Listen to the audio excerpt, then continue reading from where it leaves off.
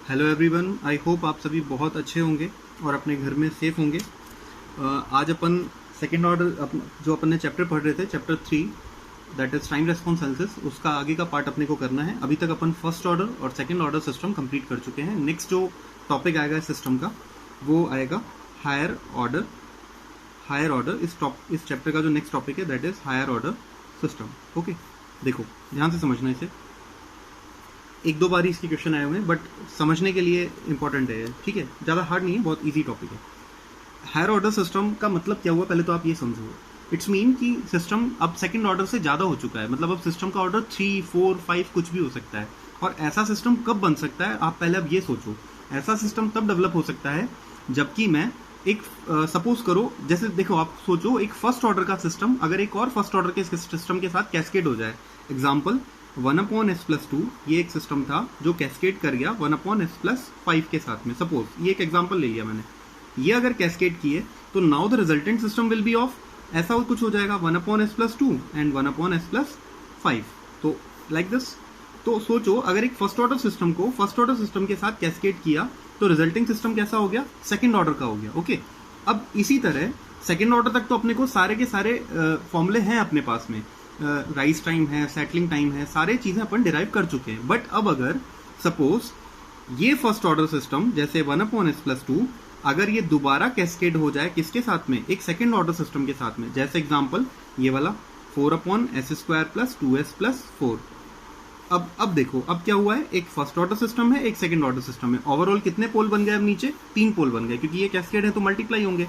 तो अब देखो ऐसे केसेस में ये जो सिस्टम डेवलप होता है इसे आप क्या नाम दोगे, this is a third order system. और इसी तरह अब अगर मैं एक और फर्स्ट ऑर्डर के साथ कैस्केड कर दूं तो टोटल 4 पोल हो जाएंगे, फिर फोर्थ ऑर्डर हो जाएगा। तो इनको बोला जाता है हायर ऑर्डर सिस्टम। ओके, इस पे क्या न्यूमेरिकल आता है वो समझना। इन पे जो न्यूमेरिकल आता है वो आता है, वो आपको न्यूमेरिकल में बोलेगा, आप उठाओ न्यूमेरिकल क्वेश्चन नंबर 21। गेट की जो आपके पास शीट है जो ग्रुप पे अपलोड हुई है उसका क्वेश्चन नंबर 21 आप देखो, उसमें लिखा हुआ है कि एक सिस्टम है जिसका ट्रांसफर फंक्शन कुछ ऐसा है 100/s+1 एंड s+100। ये एक सिस्टम है।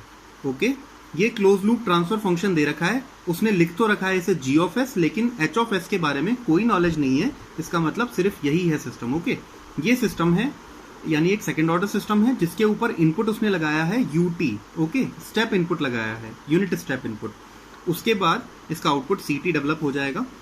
पूछा क्या है क्वेश्चन में, क्वेश्चन में पूछा है आप सेटलिंग टाइम बताओ ts।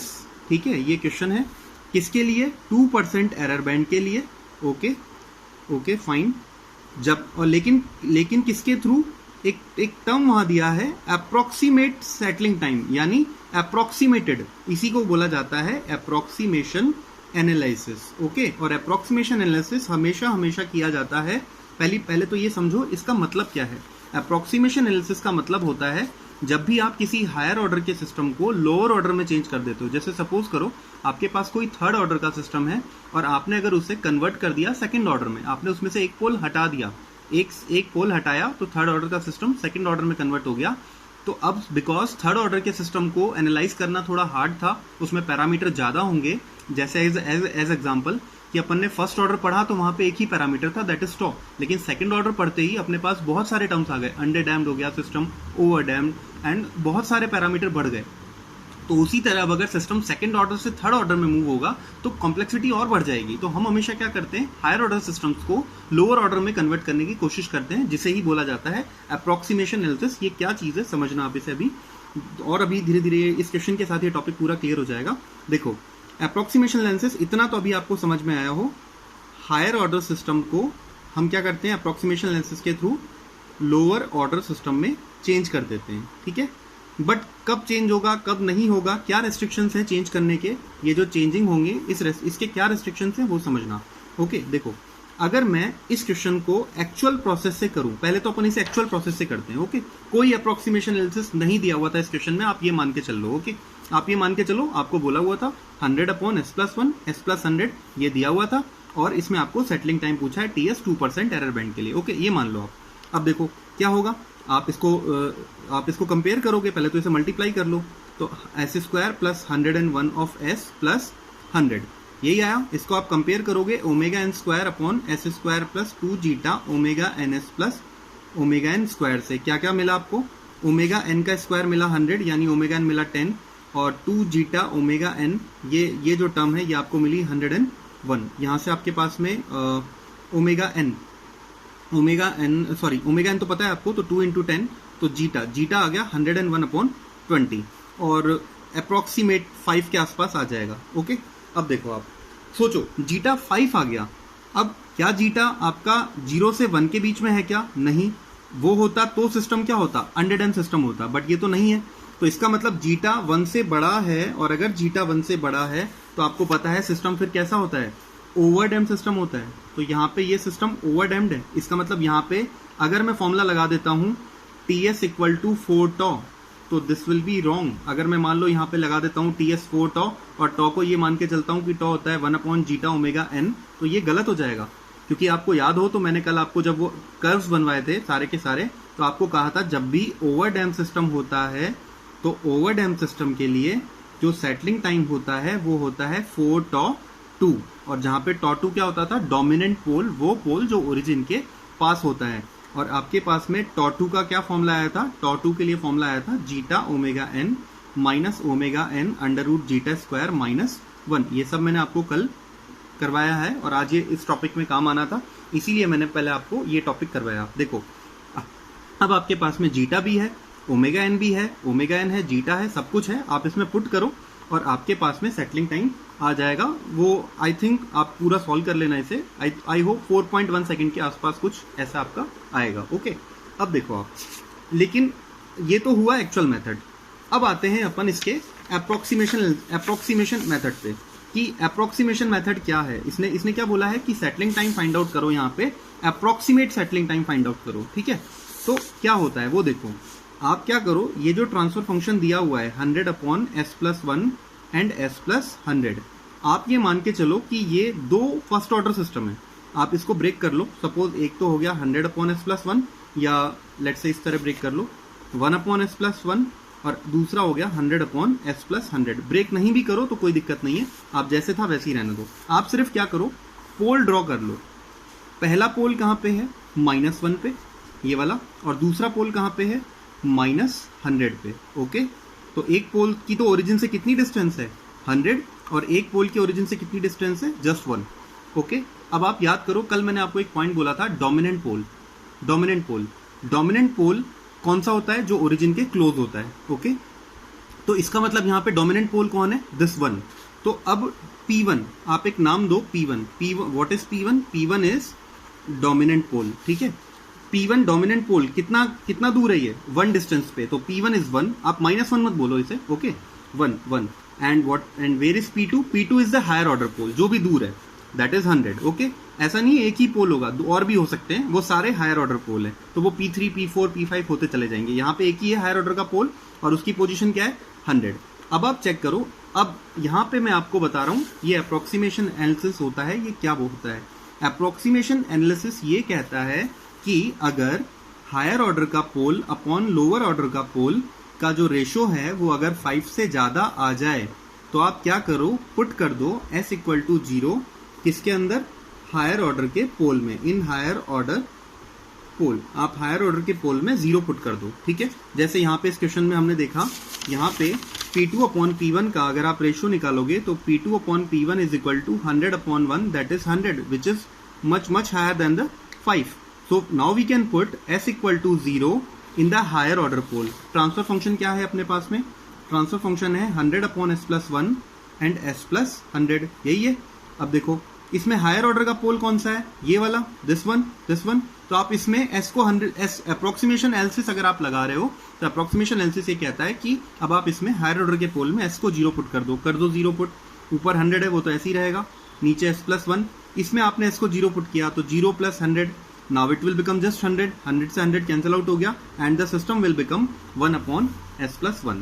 अब आप सोचो अप्रोक्सीमेशन एनालिसिस जैसे ही लगाया, यहाँ पे ये जो सिस्टम था 100 upon s plus 1 and s plus 100, now it convert into 1 upon s plus 1, ये प्रोसेस हो गया। तो आप खुद सोचो एक हायर ऑर्डर का सिस्टम किस में कन्वर्ट हो गया, लोअर ऑर्डर के सिस्टम में। ओके, और देखो अगर इस हायर ऑर्डर के सिस्टम के लिए सेटलिंग टाइम निकालना था तो प्रोसेस ये इतना हुआ, पूरा प्रोसेस हुआ। आपने पहले इसको पता किया कि ओवर डैम्ड है, आपको फील हुआ ओवर डैम्ड है तो टीएस 4 टॉर 2 से होगा, आपने टॉर 2 निकाला और ये पूरा प्रोसेस हुआ। जबकि क्वेश्चन में बोला है अप्रोक्सीमेशन एनालिसिस आप कर सकते हो, तो आप फटाफट हायर ऑर्डर के पोल को चेक करो, वो 100 पे है, लोअर ऑर्डर के पोल को चेक करो, डोमिनेंट पोल को, वो 1 पे है, आपने रेशियो चेक किया वो 5 से बड़ा था, आपने 100 हायर ऑर्डर पोल में इसको 0 पुट कर दिया, लोअर ऑर्डर में कन्वर्ट हो गया। अब आप खुद सोचो, अब आपके पास सिस्टम सिर्फ ये है 1/s+1, ये तो फर्स्ट ऑर्डर है, इसको कंपेयर कर लो फर्स्ट ऑर्डर से, दैट इज 1/τ एंड s+1/τ। आपको क्या पता लगा, टॉ कितना है, 1 है। और अगर एक फर्स्ट ऑर्डर के सिस्टम के लिए सेटलिंग टाइम पूछता है तो मैं आपको बताया हूं फर्स्ट ऑर्डर में वो कितना होता है, 4τ। वहां पे कोई चेक करने की जरूरत नहीं है कि सिस्टम अंडर डैम्ड है, ओवर डैम्ड है, कुछ नहीं।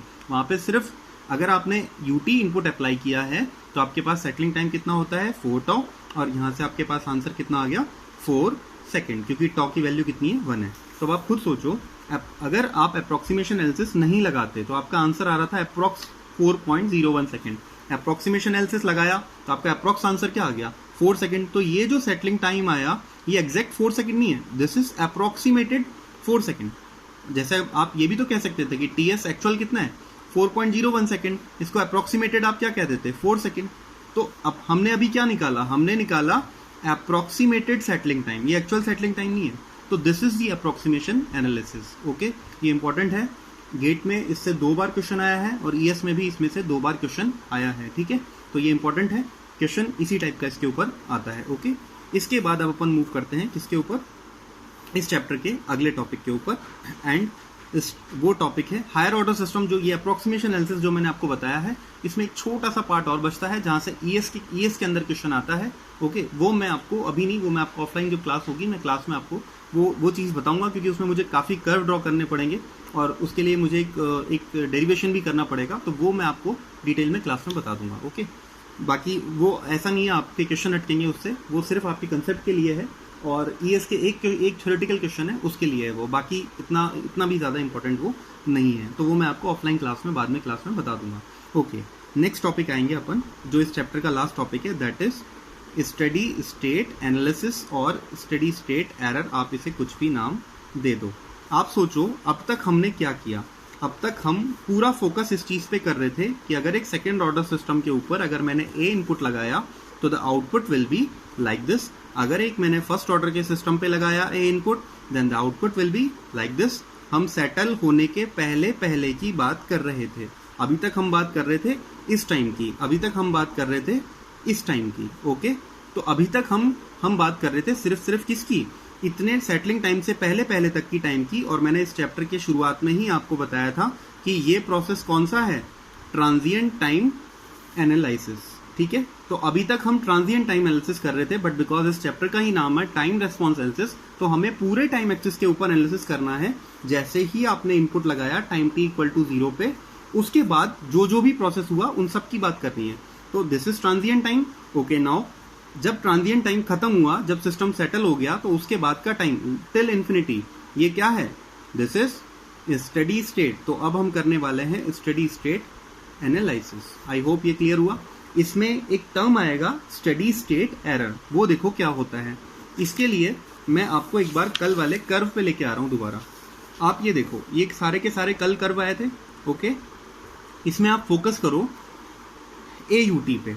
जब आपने AUT अप्लाई किया तो उस टाइम पे अंडर डैम सिस्टम, जब अंडर डैम सिस्टम था, यहाँ पे मैंने अंडर डैम सिस्टम था, तो आपने ये डैश आपका इनपुट था और ये आपका आउटपुट था। देखो सेटल होते ही यहाँ पे सिस्टम सेटल हुआ है, सेटल होते ही आउटपुट और इनपुट इक्वल हो गए, और अगर इनपुट माइनस आउटपुट अगर ये दोनों इक्वल हो गए तो एरर कितनी हो गई, 0, यानी यहाँ पे कोई एरर नहीं होती। और steady state analysis, steady state जब स्टार्ट होगी उस टाइम पे कोई एरर नहीं है, इट्स मीन इनपुट और आउटपुट में कोई डिफरेंस नहीं है, इट्स मीन यहाँ पे स्टडी स्टेट एरर 0 है। देखो यहाँ पे AUT के लिए ही जब क्रिटिकली डैम सिस्टम था तो भी एरर 0, ओवर डैम सिस्टम था तो भी एरर 0। देख ये थोड़ी बहुत एरर है, यहाँ पे जस्ट 2% की एरर है, ये जस्ट 2% की एरर है। ओके, नेक्स्ट इसके बाद में यहाँ देखो, जब आपने AT-UT लगाया तो बहुत वाइड डिफरेंस आ गया। ये जो मैंने कल आपको यहाँ पे भी बताया था, ये बहुत वाइड डिफरेंस आ गया है, दिस वन। दिस वन, ये जो डिफरेंस क्रिएट हो रहा है कंटिन्यूअसली, ये जो डिफरेंस आ गया इनपुट और आउटपुट में, this is input, this is output, this is steady state error.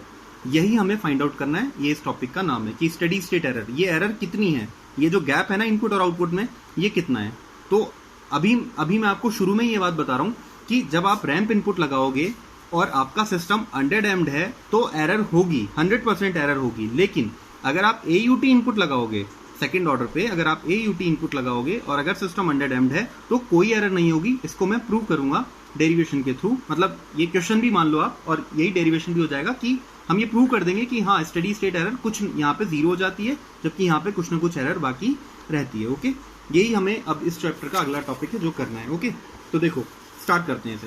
पहले तो आप ये समझो कि ये स्टेडी स्टेट एरर कहाँ से कैसे लेके आएंगे अपन। ओके, इसके लिए आपको एक पॉइंट पता होना चाहिए, चलो वो बाद में बताता हूँ, पहले आप एक बार सिस्टम के ब्लॉक डायग्राम पे आ जाते हैं। ठीक है, देखो हमने अभी तक जो ब्लॉक डायग्राम देखा क्लोज लूप सिस्टम का वो ऐसा था, एक ओपन लूप सिस्टम है जिसका ट्रांसफर फंक्शन था GS फॉरवर्ड गेन, इसके बाद इसको हमने नेगेटिव फीडबैक दिया H(s) और यहाँ पे HS ये इस टाइप से डेवलप हो गया। ठीक है, दिस इज CS और दिस इज RS, यही हुआ। अब देखो आगे इसमें यहाँ पे ये CS इस HS से कन्वर्ट मल्टीप्लाई होके यहाँ तक आ गया, यही हो रहा है। अब देखो मुझे, अगर मैं थोड़ी देर पहले मैंने कल भी आपको बताया था कि एरर क्या होती है। What is error? Error ET is equal to input minus output. तो ET is equal to input RT minus CT output, यही हो रही है।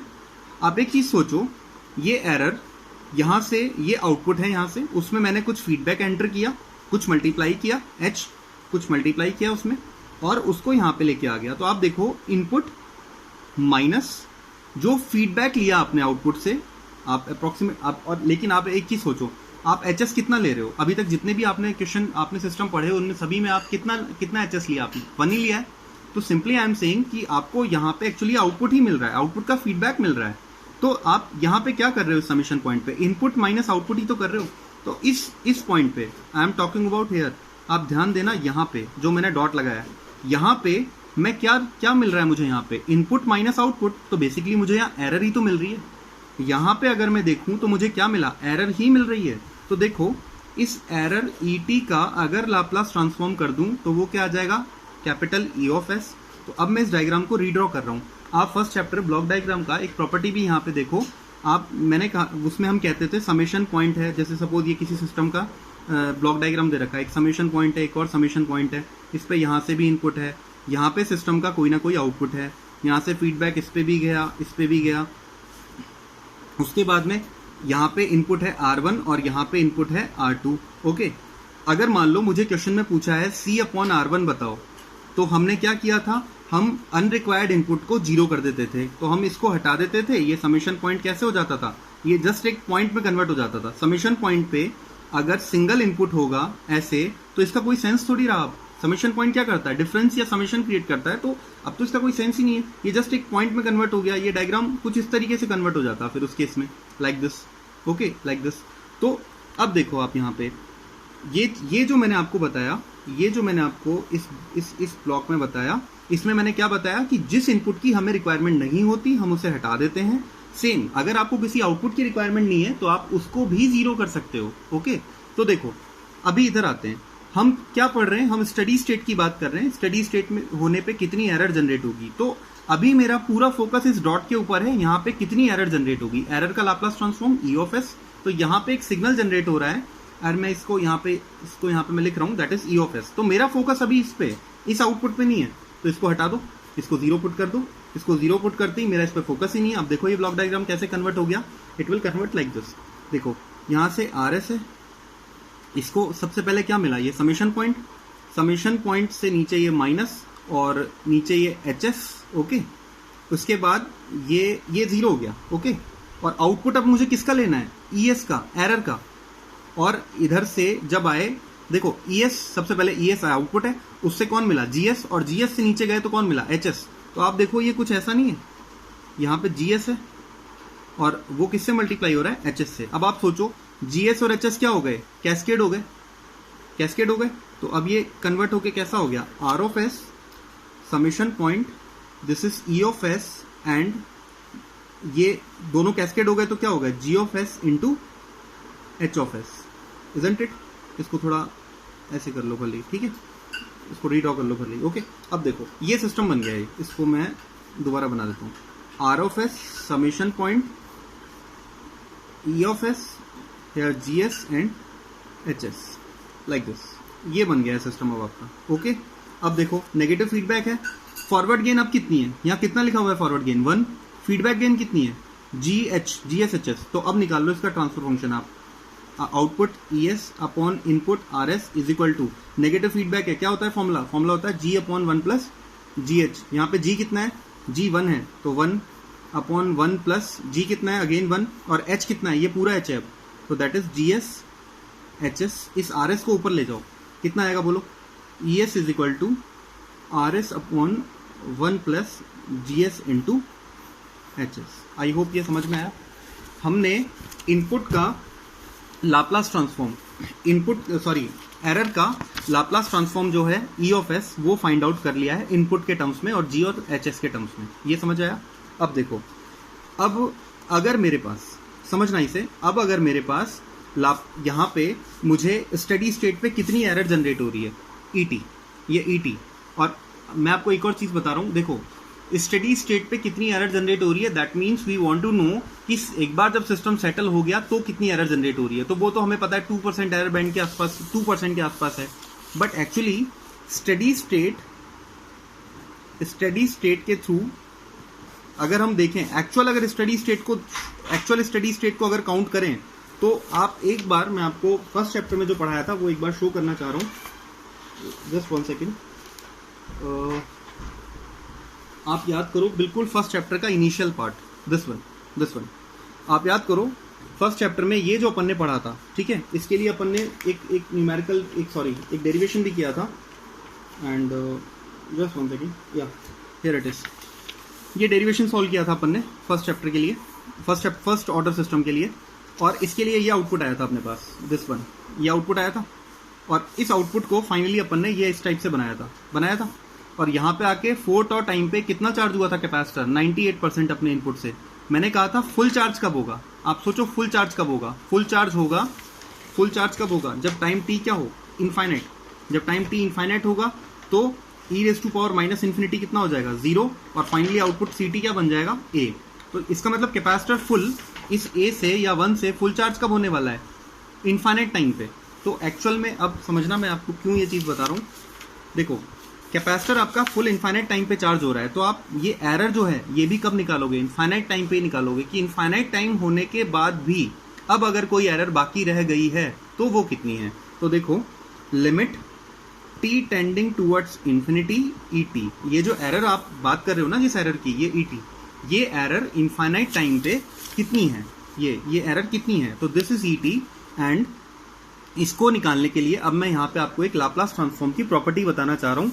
वो देखो, पहले लाप्लास ट्रांसफॉर्म की एक प्रॉपर्टी होती है जिसको अपन बोला जाता, जिसके उसकी एक थ्योरम मान लो या प्रॉपर्टी मान लो, जिसको बोला जाता है final value theorem. Okay, final value theorem. देखो फाइनल वैल्यू थ्योरम जो होती है ये क्या होती है, ये कहती है अगर मान लो किसी भी सिग्नल x ऑफ t का Laplace transform x of s है, तो इस सिग्नल की वैल्यू अगर मैं t टेंडिंग टूवर्ड्स इन्फिनिटी, अगर फाइनल वैल्यू निकालना चाह रहा हूँ, किसी भी सिग्नल की फाइनल वैल्यू क्या, जब फाइनल टाइम हो मतलब इनफाइनाइट, अगर ये मैं निकालना चाह रहा हूँ, तो अगर और उसके सेम टाइम पे मेरे पास सिग्नल अवेलेबल नहीं है, एक्स टी नहीं अवेलेबल है, उसका लाप्लास ट्रांसफॉर्म अवेलेबल है, मुझे एक्सेस पता है, एक्स टी नहीं पता, तो कैसे निकाल सकते हैं, इधर आएगा limit t tending towards infinity, तो इधर आ जाता है s tending towards 0 and s into signal का Laplace transform. This is the final value theorem. Okay, final value theorem ये सिग्नल की स्टेडी स्टेट यानी फाइनल वैल्यू निकालने के काम आती है। ठीक है, तो देखो मुझे क्या निकालनी है, मुझे ये निकालना है limit t tending towards infinity e T. तो बोलो फाइनल वैल्यू थ्योरम से क्या हो जाएगा, मैं इसको ऊपर ही उधर ही लिख देता हूँ। देखो मुझे निकालना है limit t tending towards infinity e t. मुझे अपनी इस एरर की, स्टेडी स्टेट एरर की, this is known as steady state error, जिसको शॉर्ट फॉर्म में ऐसे भी लिखा जाता है स्टेडी एरर, और वो भी कब, स्टेडी स्टेट पे, स्टेडी स्टेट ऐसे भी लिखा जाता है, एरर स्टेडी स्टेट पे, ESS मैं आज के बाद ऐसे ही लिखूंगा। तो देखो ये क्या है, ESS एरर कब? स्टेडी स्टेट पे। तो ये अगर अब मुझे लिखना है तो फाइनल वैल्यू थ्योरम से मैं क्या लिख सकता हूं? लिमिट s टेंडिंग टूवर्ड्स 0 और s इंटू xt का लाप्लास ट्रांसफॉर्म एक्सेस, तो et का Laplace transform e of s। I hope ये चीज समझ आई। तो देखो फाइनली मेरे पास फॉर्मूला बन गया ESS, स्टडी स्टेट एरर होती है limit s tending towards 0 and s into ES। ये फॉर्मूला याद रखने की कोई जरूरत नहीं है, आप डायरेक्ट अब जो फॉर्मूला आएगा वो याद रखो। Limit s tending towards 0 s, और ES तो अपन निकाल के बैठे हुए हैं पहले ही, ये रहा। तो इस ES को RS के टर्म्स में आप यहाँ पुट कर दो, तो कितना आ गया? RS upon 1 plus GS HS। This is the final formula for the steady state error. ये होता है स्टडी स्टेट एरर का फॉर्मूला। ओके, इस लेक्चर में इतना ही। मैं अगले लेक्चर में आपको अब क्या बताऊंगा कि अगर ये स्टडी स्टेट एरर है, ओके, और अगर इस स्टडी स्टेट एरर को अब अगर सिस्टम पे ये जो RS है, RS क्या है? RS है सिस्टम का इनपुट। अगर RT था, अगर सिस्टम का इनपुट RT था तो उसका आउटपुट क्या था? RS, सॉरी उसका लाप्लास ट्रांसफॉर्म क्या था? R of S। तो अब अगर मान लो मैंने सिस्टम पे इनपुट अप्लाई किए हैं, कौन कौन से? AUT, RT की बात हो रही है। अगर मैंने अप्लाई किया है रैम्प ATUT, और अगर मैंने अप्लाई किया है parabolic AT square by 2 UT, अगर मैंने ये अप्लाई किए हैं तो अब सिस्टम का आउटपुट, अब सिस्टम में कितनी एरर जनरेट होगी ESS, ये अगले लेक्चर में अब हम फाइंड आउट करेंगे। आप क्या करो, जाके पहले इनका लाप्लास ट्रांसफॉर्म देखो क्या क्या निकाला था। Okay, good bye.